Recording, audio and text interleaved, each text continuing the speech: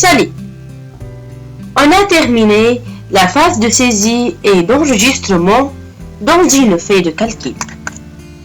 Maintenant, on passe à appliquer quelques mises en forme dans notre tableau pour améliorer sa présentation.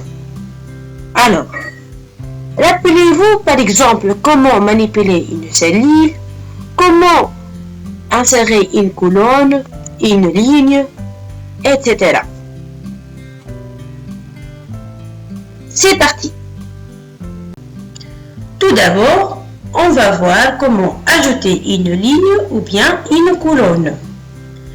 Par exemple, si je veux ajouter un titre pour mon tableau, je dois tout d'abord insérer une nouvelle ligne à la position numéro 1.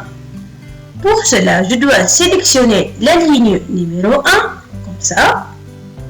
Puis, dans le groupement cellule, je dois utiliser la commande insérer des lignes dans la feuille. Donc, vous constatez l'apparition d'une nouvelle ligne vide. Donc, je vais maintenant taper le titre de mon tableau, c'est état de salaire.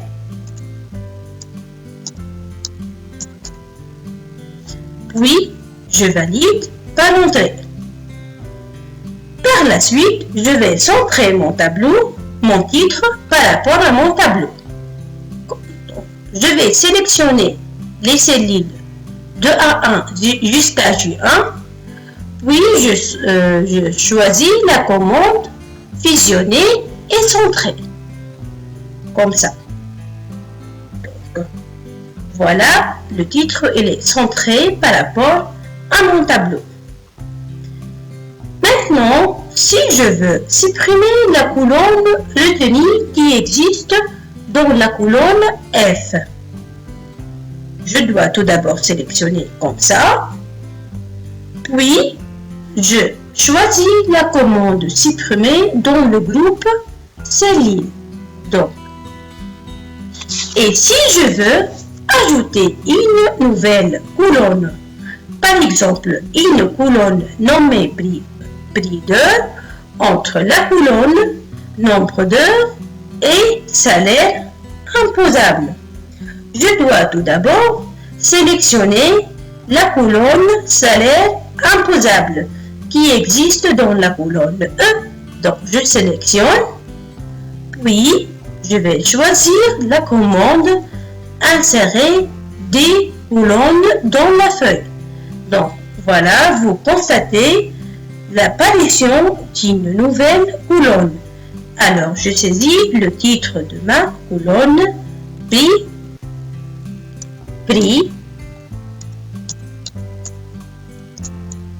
heure.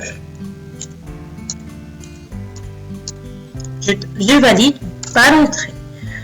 Puis, pour le premier employé, le prix d'heure est 5 dinars.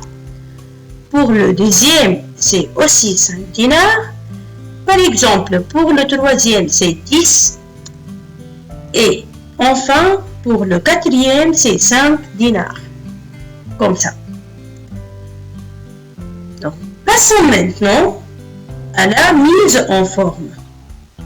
Dans la mise en forme, on va toujours rester dans l'onglet Accueil.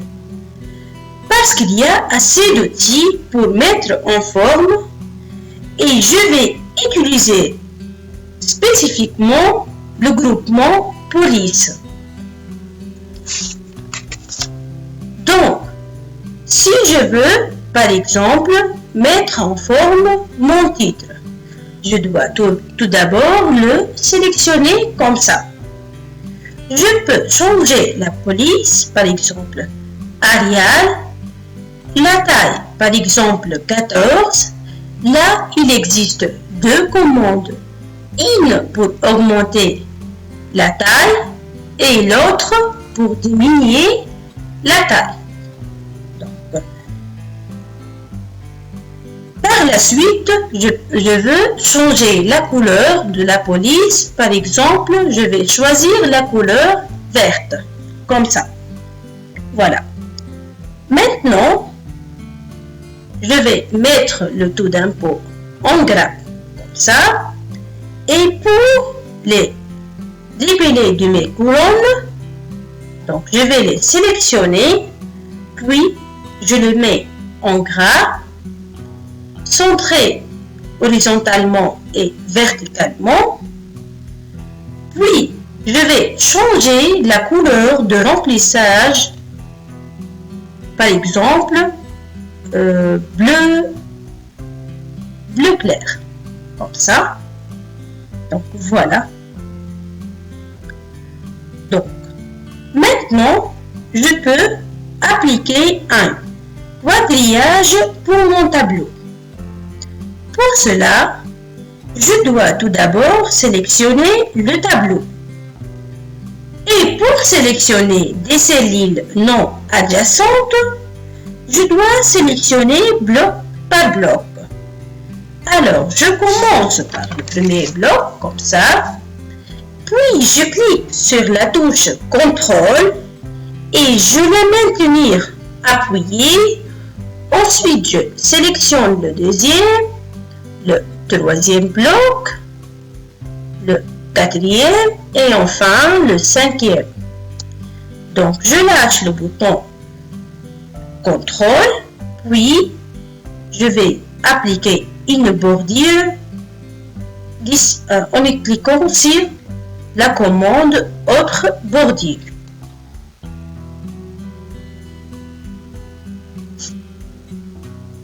Donc, vous voyez ici, il existe plusieurs styles.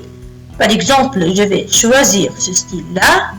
Je vais aussi modifier la couleur, par exemple, orangé. Je vais appliquer une bordure intérieure et aussi contour, comme ça. Puis, je vais valider par le bouton OK. Donc, vous voyez ici notre tableau. Donc, je peux maintenant centrer le contenu de mon tableau, comme ça. Je vais le centrer horizontalement et verticalement. Puis, pour la colonne prix d'heure et prime, je vais ajouter 2 zéros après la virgule. Pour cela, je vais sélectionner les données de la colonne prix d'heure et je vais choisir la commande ajouter une décimale. Je vais cliquer 2 fois sur cette commande. De même, pour la colonne prime, je vais utiliser cette commande ajouter une décimale pour ajouter 2 zéros après la virgule, comme ça. Donc, voilà, c'est terminé. Notre démonstration est terminée. Merci et à la prochaine.